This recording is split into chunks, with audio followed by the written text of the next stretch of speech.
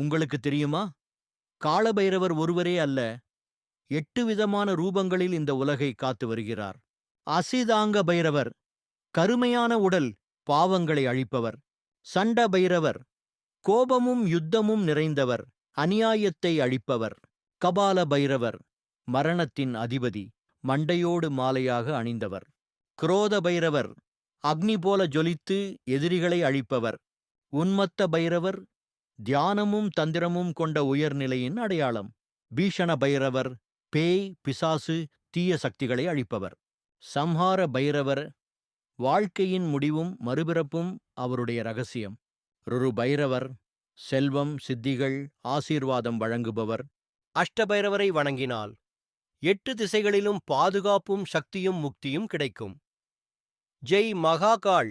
உங்களுக்கு இந்த கதை பிடித்திருந்தால் சிவனை வணங்குகிறவர்கள் சப்ஸ்கிரைப் பண்ணுங்க.